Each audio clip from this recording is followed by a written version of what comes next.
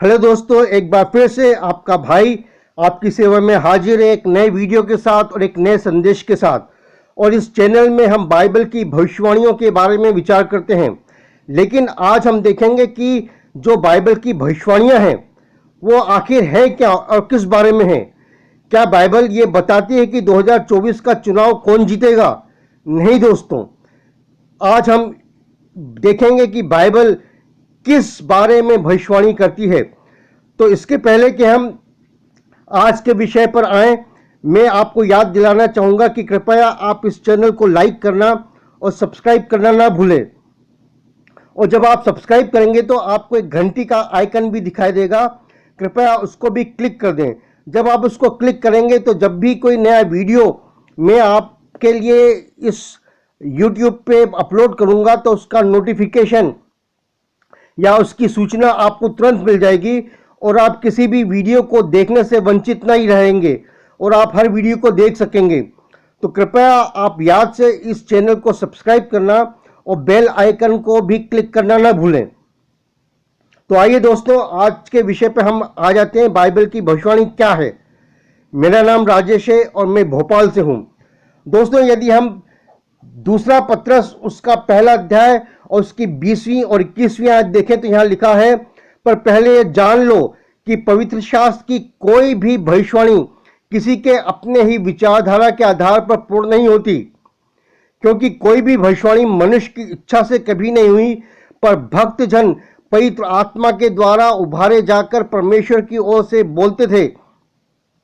कुछ समय पहले मैं टीवी में देख रहा था कि कोई व्यक्ति है, वो ये कह रहा है कि यदि तुम मुझे इस तरह से एग्जैक्ट एक अमाउंट डॉलर्स में भेजोगे तो एक निश्चित समय में परमेश्वर तुम्हें उससे 100 गुना डॉलर्स में आपको आपकी इनकम को भेज देगा।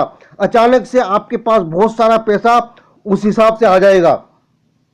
अब दोस्तों, बाइबल में जो भविष्यवाणियां हैं और जो बाइबल में बताए गए भविष्यवक्ता हैं, उन्होंने जीवन के हर पहलू के बारे में भविष्यवाणी की। यदि हम देखें तो यूसुफ ने फिरौन को आने वाले 7 साल की बहुत ज़्यादा जो फसल होगी उसके बारे में बताया और 7 साल जो अकाल पड़ेगा उसके बारे में भी बताया।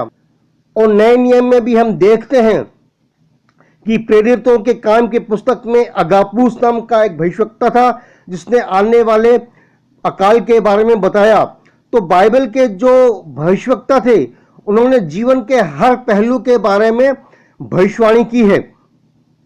लेकिन जो आयतें अभी मैंने आपके सामने पढ़कर सुनाई, उनसे यह स्पष्ट है कि बाइबल की कोई भी भविष्यवाणी इंसान की अपनी इच्छा के आधार पर, उसकी अपनी विचारधारा के आधार पर पूरी नहीं होती।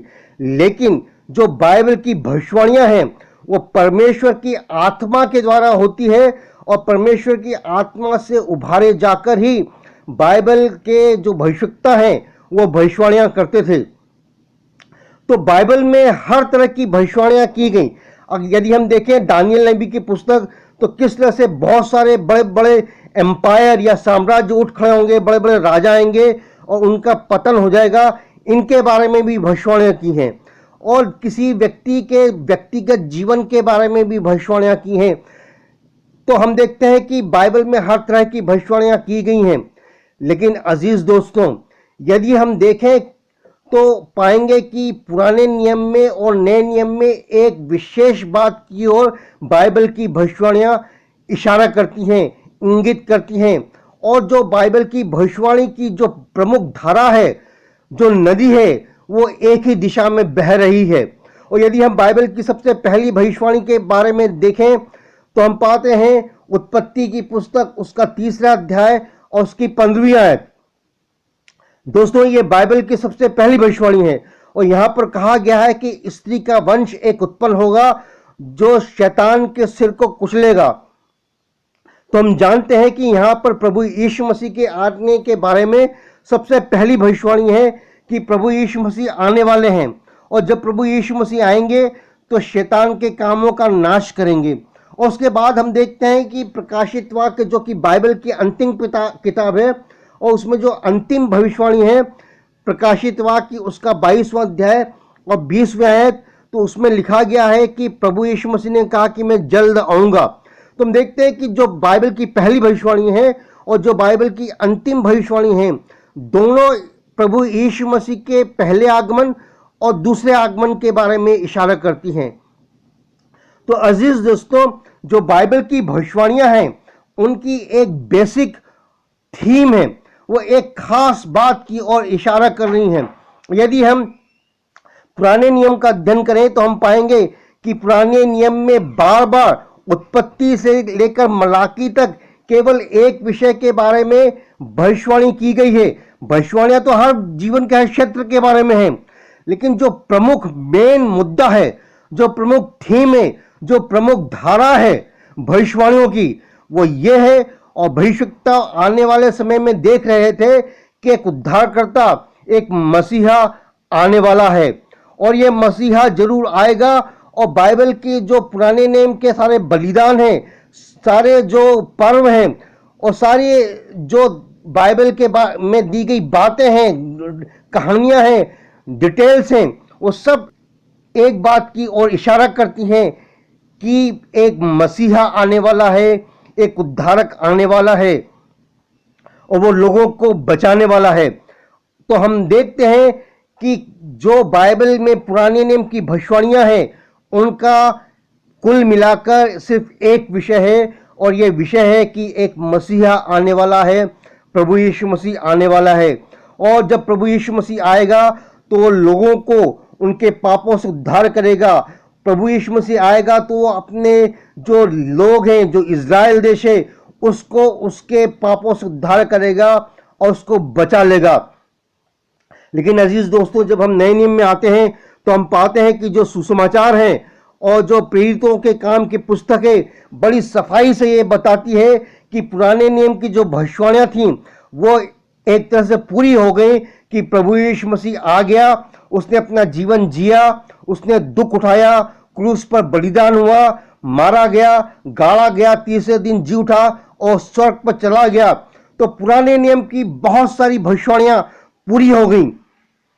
लेकिन अजीज दोस्तों, नया नियम यह भी बताता है कि पुराने नियम की कुछ भविष्यवाणियां अभी पूरी होने वाली हैं, उनका पूरा होना बाकी है। और ये भविष्यवाणियां हैं ना केवल प्रभु यीशु मसीह के प्रथम आगमन की, लेकिन ये भविष्यवाणियां हैं प्रभु यीशु मसीह के दोबारा आगमन की। और नए नियम की जो सारी भविष्यवाणियां हैं वो कुल मिलाकर इसी बात को इशारा करती हैं कि प्रभु यीशु मसीह दोबारा आने वाला है। तो हम कह सकते हैं कि सारी बातों का जो निचोड़ है नए नियम की भविष्यवाणियों का या बाइबल की समस्त भविष्यवाणियों का, वो केवल एक दिशा की ओर इशारा करते हैं कि प्रभु यीशु मसीह आने वाला है। और प्रभु यीशु मसीह एक बार आ चुका, उसने अपना बलिदान दे दिया, लेकिन वो फिर से आने वाला है। वो मारा गया था, गाड़ा गया था, जी उठा था, स्वर्ग पर चढ़ा गया था। लेकिन अजीज दोस्तों, बाइबल बड़ी सफाई से ये बता रही है कि प्रभु यीशु मसीह दोबारा आने वाला है। प्रभु यीशु मसीह दोबारा आएगा और उसके दोबारा आने से पहले 7 साल का एक क्लेश और महाक्लेश का समय होगा। एक वर्ल्ड लीडर खड़ा होगा जो सब लोगों को अपनी पूजा करने के लिए विवश करेगा, सबके माथे पर, उनके दाहिने हाथ पर अपनी एक छाप रख देगा और खासकर वो इज़राइल को सताएगा और 3.5 साल तक इज़राइल पर इतना अधिक जुल्म ढाएगा, अत्याचार करेगा जितना कि अडोल्फ हिटलर ने भी नहीं किया था। और उन 3.5 साल के बाद, मतलब कुल 7 साल के बाद प्रभु यीशु मसीह आएगा और प्रभु यीशु मसीह आएगा और इज़राइल को बचाएगा। लेकिन इन 7 साल के समय के पहले कलीसिया उठा ली जाएगी। तो ये सारी बातें नया नियम बताता है। तो मेरे कहने का अर्थ यह है, मेरे कहने का तात्पर्य है कि आजकल बहुत सारे लोग कई तरह की भविष्यवाणी कर रहे हैं। आप किसी भ्रम में ना आए। कई लोग आपको भविष्यवाणी करेंगे कि आपके पास एक अच्छी कार आने वाली है, आपके पास एक अच्छा बंगला आने वाला है, आपको ये मिलने वाला है और वो मिलने वाला है। ठीक है, मैं ये नहीं कहता कि परमेश्वर के भक्त लोग ऐसा पहले से बता नहीं सकते। परमेश्वर की आत्मा सब कुछ जानती है और वो सब कुछ बता सकती है। लेकिन अजीज दोस्तों, आप इस बात को याद रखें कि बाइबल की जो समस्त भविष्यवाणियां हैं उनका जो निचोड़ है वो ये है कि वो सारी भविष्यवाणियां प्रभु यीशु मसीह के बारे में बात करती हैं। वो सारी भविष्यवाणियां प्रभु यीशु मसीह की महिमा करती हैं। वो सारी भविष्यवाणियां हमें चेतावनी देती हैं कि हम एक पवित्र जीवन जिएं। वो चेतावनी देती हैं कि हम इंतज़ार करें, हम प्रतीक्षा करें, क्योंकि प्रभु यीशु मसीह आने वाला है। तो क्या आप भविष्यवाणियों में विश्वास करते हैं? क्या आप भविष्यवाणियों के में रुचि लेते हैं? ये भविष्यवाणियां किस बारे में हैं? मेरे अजीज दोस्त, ये भविष्यवाणियां आपको चेतावनी देती हैं कि प्रभु यीशु मसीह दोबारा आने वाला है। ये भविष्यवाणियां आपको बताती हैं कि आपको अपने पापों से पश्चाताप करना है, आपको अपने जीवन को तैयार करना है, आपको पापमय जीवन छोड़कर एक पवित्र जीवन बिताना है, आपको प्रभु यीशु मसीह की सेवा करना है, क्योंकि वो आने वाला है। दूसरों को प्रभु यीशु मसीह का सुसमाचार देना है, उनको प्रभु यीशु मसीह के लिए जीतना है, उनके जीवन को बदलना है और दूसरों को भी प्रभु यीशु मसीह के आने के बारे में तैयार करना है। ये भविष्यवाणियों का तात्पर्य है। भविष्यवाणियों का तात्पर्य ये नहीं है कि आप केवल अपने जीवन और अपने भविष्य के बारे में जानें कि आपके जीवन में कितना धन आने वाला है और क्या सुख और सुविधा आने वाली है। दोस्तों, सबसे बड़ी बात यह है कि प्रभु यीशु मसीह दोबारा आने वाले हैं। क्या प्रभु यीशु मसीह के दोबारा आगमन के लिए तैयार हैं? क्या आप कलीसिया के उठा लिए जाने के लिए तैयार हैं? यदि नहीं तो आज ही आप अपना जीवन प्रभु यीशु मसीह को सौंप दें, क्योंकि वो शीघ्र ही आने वाला है और आप तैयार रहें। परमेश्वर आपको आशीष दे। आमीन।